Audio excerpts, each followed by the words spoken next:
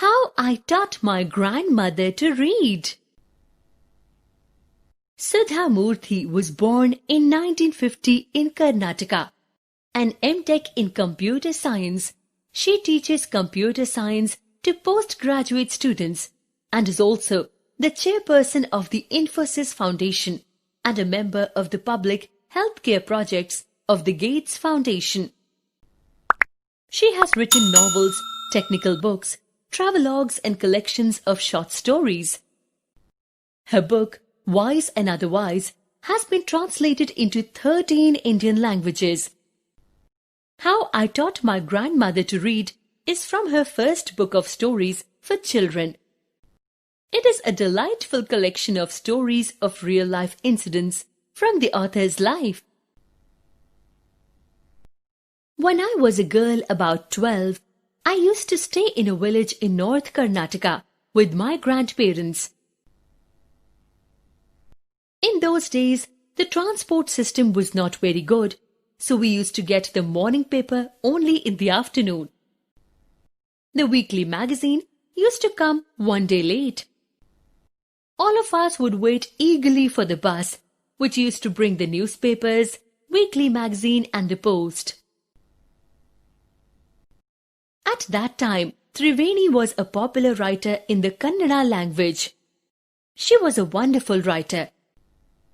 Her style was easy to read. One of her novels called Kashi Yatre was then appearing as a serial in the Kannada weekly Karmveera. It was the story of an old lady and her great desire to go to Kashi or Varanasi. Most Hindus believe that going to Kashi and worshipping Lord Vishweswara is the ultimate punya. This old lady also believed in this, and her struggle to go there was described in that novel.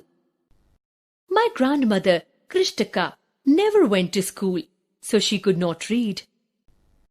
Every Wednesday, the magazine would come and I would read the next episode of the story to her.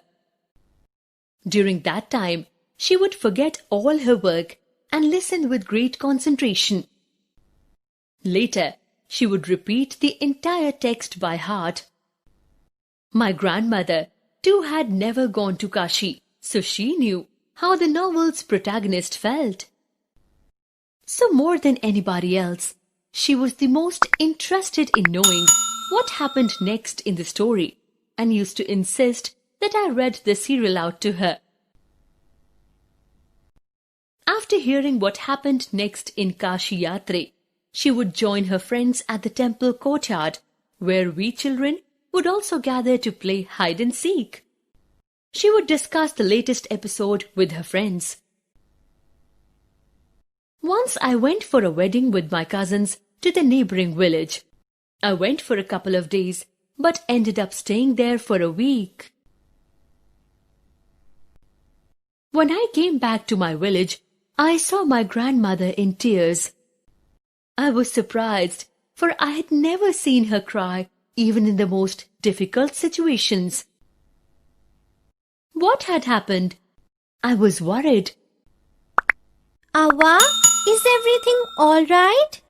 Are you okay? I used to call her Ava, which means mother in the Kannada spoken in North Karnataka. She nodded, but there was no reply. I did not understand and forgot about it. At night after dinner, we were sleeping in the open terrace of the house. Ava came and sat next to me. I realized she wanted to say something. I asked her, "What is the matter?" When I was a young girl, I lost my mother. There was nobody to look after and guide me. My father was a busy man and got married again. In those days, people never considered education essential for girls. So, I never went to school. I got married very young and had children. I became very busy. Later, I had grandchildren, and always felt so much happiness in cooking and feeding all of you. At times, I used to regret not going to school, so I made sure that my children and grandchildren studied well. I could not understand why my 62-year-old grandmother was telling me, a 12-year-old, the story of her life in the middle of the night. But I knew I loved her with all my heart, and there had to be some reason why she was talking to me. I looked at her face. It was unhappy, and her eyes were filled with tears. She was a good-looking lady who was usually always smiling. Even today, I cannot forget the worried look on her face. I leaned forward and held her hand. Ava, don't cry. What is the matter? Can I help you in any way? Yes, I need your help. You know, when you were away, Karambira came as usual. I opened the magazine. I saw the picture that accompanies the story of Kashi Yatri, but I could not understand anything that was written. Many times I rubbed my hands over the pages, wishing they could understand what was written, but I knew it was not possible. If only I was educated enough. I waited eagerly for you to return. I thought you would come quickly and read to me. I even thought of going to the village and asking you to read for me. I could have asked somebody in this village, but I was too embarrassed to do so. I felt so very dependent and helpless. We are well off, but of what use is money when I cannot be independent? I did not know what to answer. Ava continued, I have decided I want to learn the Kannada alphabet from tomorrow onwards. I will work very hard. I will keep Saraswati Puja Day during the Sera as the deadline. That day, I should be able to read a novel on my own. I want to be independent. I stared at her for a while. She looked very determined. Yet I laughed at her. Ava, at the age of 62, you want to learn the alphabet? All your hair is grey. Your hands are wrinkled. You wear spectacles and you work so much in the kitchen. Childishly, I made fun of the old lady. But she just smiled.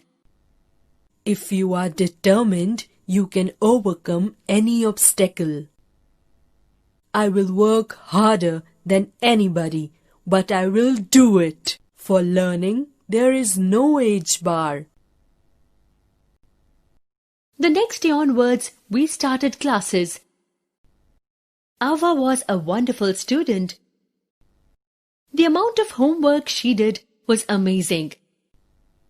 She would read, repeat, write and recite. I was her only teacher and she was my first student. The Dussehra festival came as usual. Secretly, I bought Kashi Yatri, which had been published as a novel by that time. My grandmother called me to the puja room and made me sit down on a stool. Then she did something unusual. She bent down and touched my feet. I was surprised and taken aback. Elders never touch the feet of young people.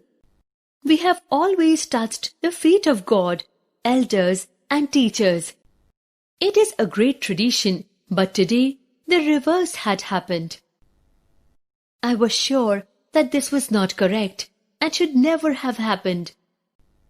She said, I am touching the feet of my teacher, not my granddaughter, a teacher who taught me so well that I can read any novel confidently in such a short time. Now I am independent. It is my duty to respect my teacher. I also did namaskara to her in return by touching her feet and gave my gift to my first student. She opened it and immediately read the title Kashi Yatri by Triveni and the publisher's name.